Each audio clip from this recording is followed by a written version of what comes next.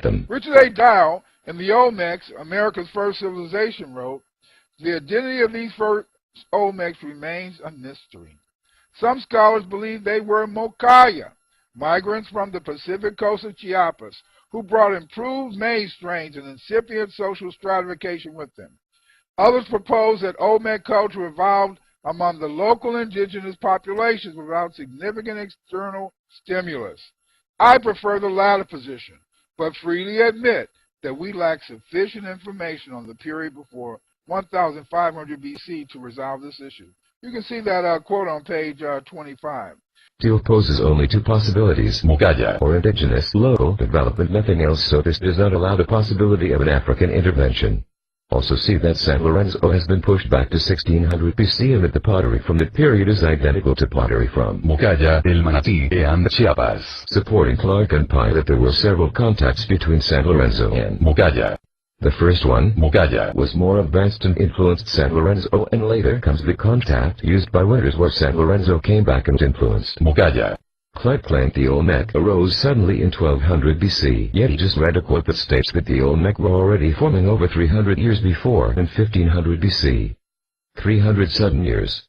Also, as usual, Winters quotes selectively. Immediately preceding his quote on page 25 is, "Until recently archaeologists believed that Olmec culture did not emerge as an identifiable entity until 1200 BC, but today they can trace its origins probably to at least 1600 to 1500 BC.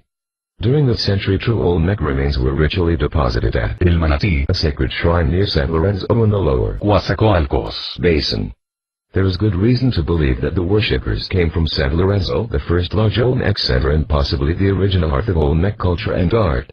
And then on page 27, excavations at San Lorenzo had revealed three phases of occupation prior to its emergence as a full-blown city of 1200 BC. Ojoti, 1550 to 1350 BC. Bajío, 1350 to 1250 BC. And Chicharras, 1250 to 1150 BC. Remains of these occupations lie deeply buried under later debris, but even so, recent excavations suggest that San Lorenzo covered at least 20 ha 49 acres by 1250 BC. Surveys in the 400 square kilometer 155 square miles region around San Lorenzo identified more than 1,000 Bajío and Chicharras face such that formed a complex three-tiered settlement hierarchy with the village of San Lorenzo at its apex. The subsidiary communities included 9 small villages and scores of small hamlets and farmsteads. Most settlements were located on high ground that did not flood but yet provided access to fresh water and fluvial transport. San Lorenzo was the largest village in the region and seems to have dominated the entire zone even at this early time, perhaps receiving food and other tribute from its subordinates. Ojoti face pottery includes utilitarian wares used in daily life as well as finely made vessels suitable for ceremonial feasting. Vessel forms included bowls, tinwall, picomates, restricted mouth jars that resembled gourds, and jars without flaring necks. Red slips and a variety of surface modifications such as grooving, punctuation, and contrasting polished and rubbed areas all added to the attractiveness of the vessels. Ojoti face pottery is virtually identical to Manatí face ceramics, as well as more distant Belicer face materials in Tabasco and Barra face pottery found in coastal Chiapas across the Isthmus of Tehuantepec. Poole, in Olmec archaeology in early Mesoamerica, argues that continuity exists between the Olmecs and pre-Olmec cultures in Mexico. But Poole admits that this conclusion contrasts sharply with that of excavators at San Lorenzo, who reported dramatic change in ceramic type and argued on this basis for a foreign incursion of Olmecs into Olmen. Again, we see that these researchers are talking about the fact that the Olmec did not originate in Mexico, that the Olmecs had to come from someplace else. Clyde seems oblivious to the fact that Deal and Co. made those statements in 1980, or that they were only speaking of foreign incursions from other parts of Mesoamerica, not from another continent. A lot of discoveries have occurred since then. Just because Winters never changes his positions even when they have been proven to be wrong for years, does not mean that real scholars do not change their views when new or contrary evidence comes to light. Co.'s and Deal's opinion of 30 to 40 years ago is no longer valid because there have been a lot of excavations in the intervening period. When we talk about the Olmecs, we have to look back at the ancient Sahara, that place that ain't talked about, that place where we developed our first and our greatest civilization. Yes, we have to talk about the ancient Sahara, where you will not find one ancient pyramid, one ancient colossal head. In fact, you will find nothing that remotely resembles anything Mesoamerican. These Olmec use white and red and black pottery, just like the Africans who formerly lived in the Sahara, who came and settled in the Americas. We know that the Olmec used white and red and black pottery. This pottery was used by people who used to live in a country called ancient Nubia. Of course, this is not the first time Clyde has attempted flawed claims of black and red pottery to link to unrelated populations. He made a similar claim a while back, stating the Dravidians in India learned to make the red and black pottery from Nubians. I think the response to that claim is just as fitting now. Dear Mr. Patel, not sure where you found this article, but it is an odd mix, including some very problematic material. It is certainly not conclusively shown that there was a link between C group in Nuba and India.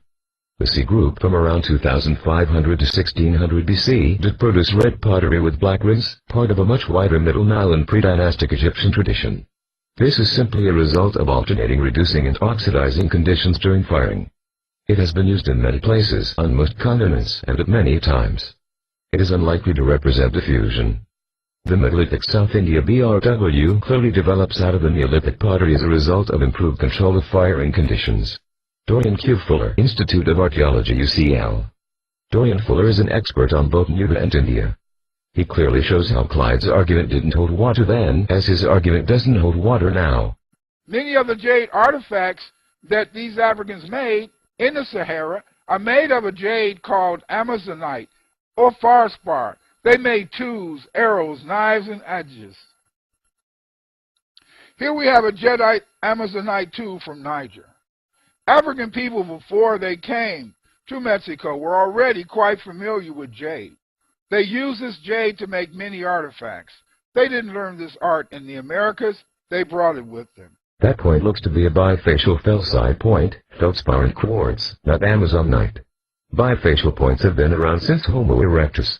This is not Olmec technology. Early humans used jade as objects such as vessels, weapons, and even jewelry. This was because jade has a tremendous ability to withstand breakage and therefore was an appropriate material to be used for weapons and fashion tools. Due to the strong interlocking crystals of the gem's material, the bonding of the mass is exceptional. In contrast, while Amazonite is used for jewelry as well and can be confused with jade, its relative softness makes Amazonite vulnerable to pressure and scratches and requires some care. Due to its superior toughness, natural jadeite can be used for any jewelry application and needs no special care in cleaning or wearing. Amazonite actually scores poorly on its level of toughness. It wasn't until 1863 that mineralogists in France discovered that jade consists of two separate, distinct minerals, jadeite and nephrite. Jadeite is very tough and resistant because of its tight growth of tiny interlocking grains. Nephrite, the variety of the mineral acting alike, is even tougher due to its composition of fibrous crystals intertwined in a tough compact mass. The toughness of jade is remarkable. It has strength greater than steel and was put to work by many early civilizations for axes, knives, and weapons. It has the ability to take a carved edge. There is a story told at the Gemological Institute of America about an old jewelry store that burned. The only objects that survived the fire were the expensive nephrite carvings, even though the carvings were on the top shelf and fell all the way to the floor. The toughness of the stone allowed them to survive. Excellent for tough wear and tear. Excellent to make stone cutting tools and weapons. Amazonite's toughness, in contrast, would not lend itself to such tool making. Jadeite is found in China, Russia, Myanmar, Italy, the United States, and Guatemala. Nephrite is found in China, India, Switzerland, Italy, Poland, the Netherlands, the United States, and Canada. Feldspar is very common and is found around the world, but Brazil, Colombia, France, India, and Germany contain the highest amounts of feldspar in the globe. The Amazonite variety of feldspar is a bit rarer and is mostly found in the United States, Brazil, Zimbabwe, Australia, and Namibia.